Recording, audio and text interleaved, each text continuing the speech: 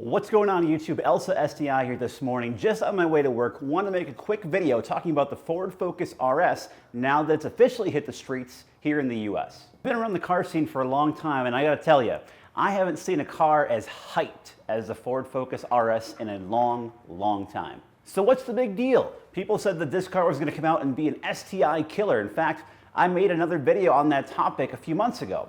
It was going to take down the STI, it's going to take down the Evo, it's going to take down the Golf R, and now that it's out and people have been having a chance to really get in there and test it, especially the media folks, we're starting to see the chinks in the armor of the Ford Focus RS. All right, so you may be wondering, Elsa, what are the problems? What are the chinks?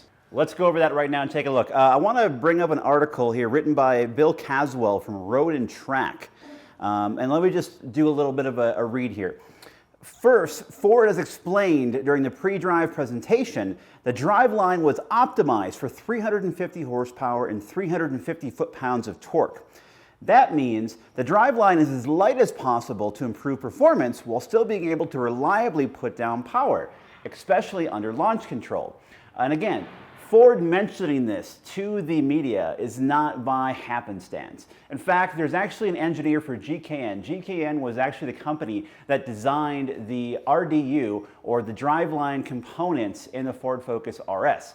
There's an engineer for GKN on Naziok, and he goes into detail talking about how the RDU essentially is about maxed out from the factory. It's optimized to perform at what Ford put in the car stock. So what does that really mean? What that means is the Ford Focus RS may be at its limits in stock form. Sure, you may be able to throw stage 1, stage 2, put an extra 30, 40, 60, 70 horsepower into it and get some more torque in the motor. But again, people thinking that the Ford Focus RS has that foundational ability to build up and go from 350 to a quick 500 and still last 60, 70, 80, 100,000 miles might be sadly wrong. And we know this is a problem. We've already seen the fact the RDU overheated during media day. Now again, media day, they're pushing the cars pretty hard for an elongated period of time, but that's what we heard about in the media when people talked about the drivetrain failing in the Focus RS, was the thermal protection kicked in for the RDU to save the components from essentially melting down.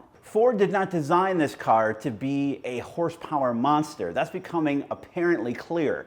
They designed it to be a fun car from the factory, something to take on the track, and yeah, you can do a few mods, you can do a tune, you can throw on another exhaust, that kind of thing, but they did not expect, or at least design and engineer this car for the aftermarket to be an absolute power monster. What this means is, if you have a Ford Focus RS or know someone that does, and they say, oh, it's gonna be so easy to get the 500 wheel horsepower, 600 horsepower, and they're gonna do that, they're gonna have to upgrade the transmission, and more so specifically on the back end of the drivetrain, the RDU unit, which is incredibly complex and high tech.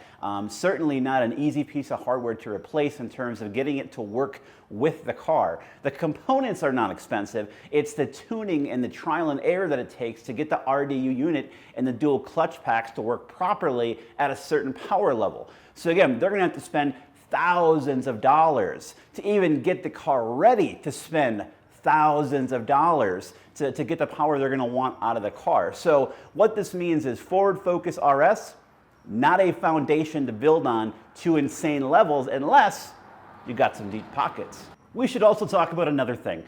We've also found out that Matt Farah from the Smoking Tire, who does the awesome one-take videos here on YouTube, has a Ford Focus RS, and he has lamented about how terrible the turning radius is. Now again, not a big deal, it's a small issue, but it's true. The Ford Focus RS's turning radius is worse than the STI.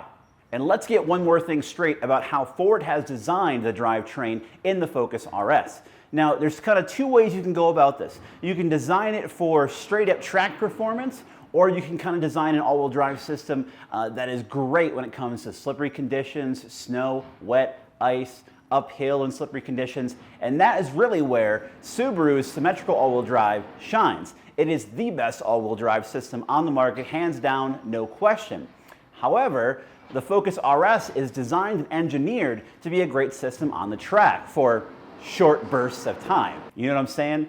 RDU overheating. So what this means is you're not going to be seeing any videos in the wintertime of a Ford Focus RS pulling out police cars or semi-trucks anytime soon. Again, that system was engineered to be very specifically a great system on the track, but really is going to fall flat in terms of how it understands how to distribute power in slippery conditions.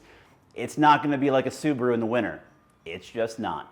The bottom line is, at the end of the day, the Ford Focus RS is a solid car from the factory, no question about it. However, it does have a major question in terms of the drivetrain. I'm not worried about the engine. I think the engine is proven and tested. We've seen the problems that the block has had in other vehicles that it's been in. It's been tested, right? The drivetrain is what's new technology. That is where the failure points are going to occur. It's going to be in the transmission and back end of the car at the RDU. Those are the questions in terms of how much can they handle. If you start adding 100 to 150 more wheel horsepower to the car, you might start having premature failures, in which you're going to put down some serious money for some R&D time to figure out how you can upgrade, and it's not going to just be a cooler for your car. And if you start putting more power to your Focus RS, and you can only, as I said, have rear power in the car for maybe 10 seconds at a time because you're going to overheat your RDU,